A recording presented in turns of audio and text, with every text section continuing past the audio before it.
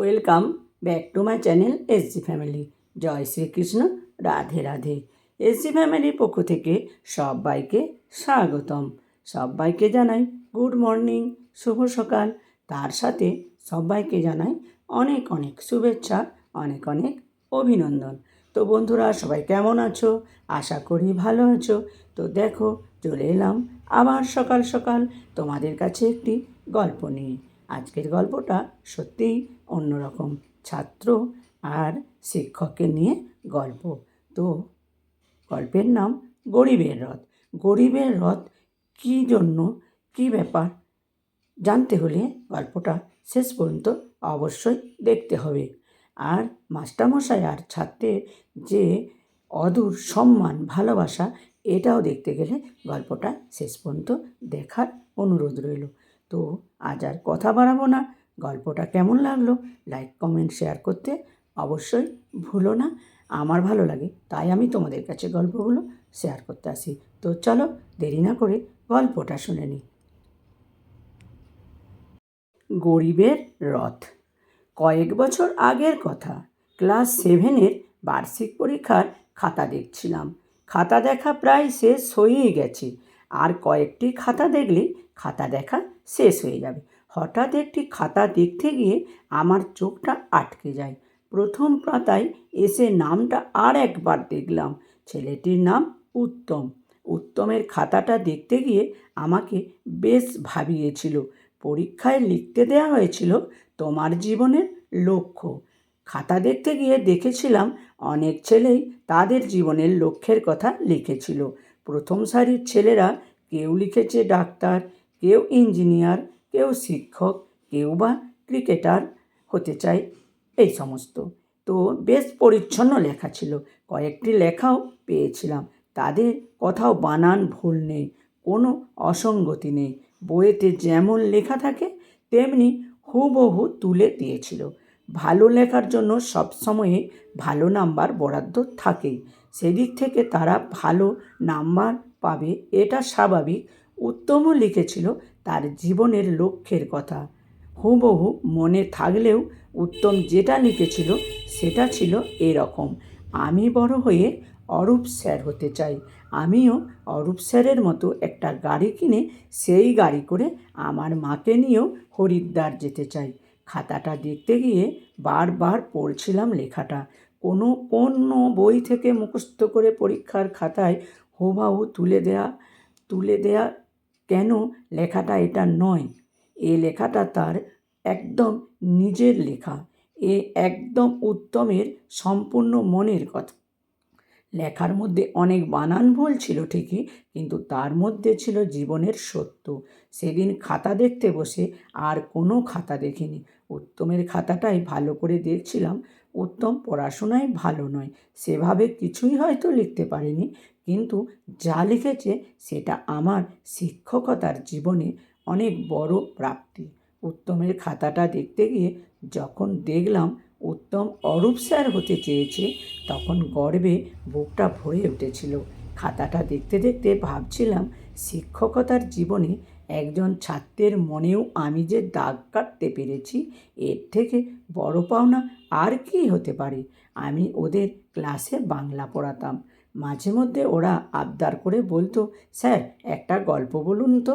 আমি মাঝে মাঝে ছাত্রদের মধ্যে গল্প শোনাতাম। সেবারে পুজোর ছুটিতে আমার মাকে নিয়ে হরিদ্বার গিয়েছিলাম। সেই গল্পটাই ওদের কাছে করেছিলাম। বলেছিলাম, তোমরাও ভালো করে পড়াশোনা করলে বড় হয়ে কত জায়গায় ঘুরে বেড়াতে পারবে। এখন যেমন বাবা মা তোমাদেরকে সঙ্গে করে নিয়ে ঘুরে বেড়াচ্ছে, বড় হয়ে তোমরাও বাবা মাকে সঙ্গে করে নিয়ে ঘুরবে। নিজের গাড়ি থাকলে যেখানে মন চাইবে সেখানেই যেতে পারবে। উত্তম সেই কথাগুলো মাথায় রেখেই পরীক্ষার খাতায় লিখে দিয়েছিল। মূল্যায়ন করতে গিয়ে উত্তমকে হয়তো খুব একটা বেশি নম্বর দিতে পারিনি সেদিন। মনে মনে ওকে আমি 10-এর 10ই দিয়েছিলাম। তারপর থেকে উত্তম আমার কাছে আরও প্রিয় হয়ে গেল। পরে উত্তমকে জিজ্ঞেস করেছিলাম, পরীক্ষার খাতায় কী লিখেছিলি যেন? অরূপ স্যার হতে চাস, তাই না? ও বলেছিল, স্যার আপনার মতো হতে চাই। তারপর থেকে কয়েক বছর কেটে গেল, উত্তম স্কুল ছেড়ে চলে গেছে। ক্লাস 10-এ উঠে কয়েকদিন অবশ্য স্কুলে এসেছিল, তারপর আর স্কুলে আসেনি। মাধ্যমিক পরীক্ষাটা না দিয়েই পড়া ছেড়ে দিয়েছিল। আমি অন্য ছাত্রদের কাছ থেকে খোঁজ নিয়েছিলাম উত্তম কেন স্কুলে আসছে না। শুনেছিলাম উত্তম পড়াশোনা ছেড়ে দিয়েছে, ও আর পড়বে না। আমি ওকে ডেকে পাঠিয়েছিলাম, ও আসেনি। আর তারপর থেকে উত্তম মনের মধ্যেই রয়ে গেল আমার। কিছুদিন আগে কলকাতা গিয়েছিলাম একটা দরকারে। সকালে ট্রেন ধরার জন্য আমার ছেলে বাইকে চাপিয়ে স্টেশনে পৌঁছে দিয়ে গিয়েছিল। বিকালে যখন ফিরলাম তখন প্রায় 4:30 হবে।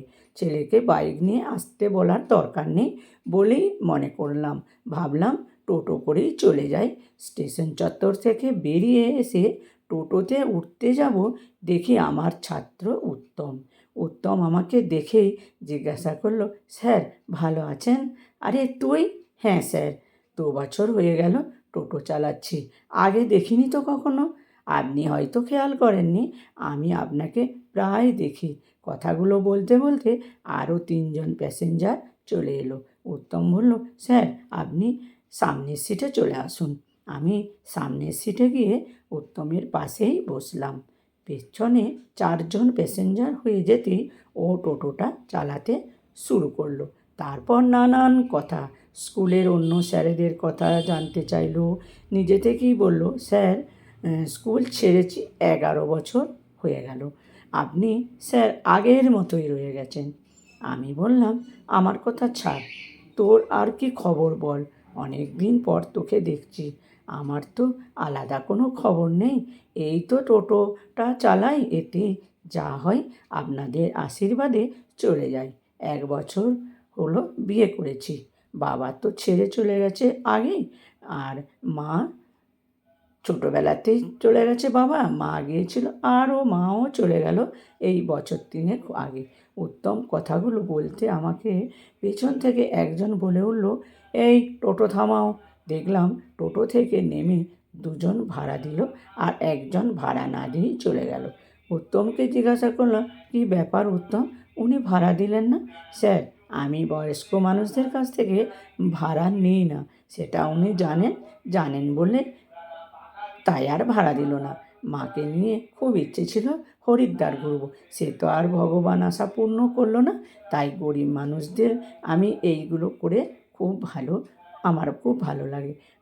টোটোটা হচ্ছে গরিবের রথ। দেখবেন আমার টোটোর সামনে লেখা আছে। কিছুক্ষণের জন্য আমাকে থামিয়ে দিয়েছিল উত্তম। সেদিন জীবনের লক্ষ্য শুধু পরীক্ষার খাতায় লিখেনি, জীবনের খাতাতেও লিখেছিল এক নির্ভেজাল সত্যি। টোটো থেকে আমি নামি ভাড়াটা বের করব, আগেই বলে দিল, আপনার থেকে ভাড়া নেব না স্যার। এই গরিবের রথে আপনাকে যে বসাতে পেরেছি, এর থেকে বড় কিছু পাওনা আমার নেই। আপনারা শিক্ষক, যতটুকু আপনাদের থেকে শিখেছি তার ঋণ কি কোনোভাবেই পরিমাপ করা যায়? ভালো থাকবেন স্যার, ভালো লাগলে শেয়ার করুন।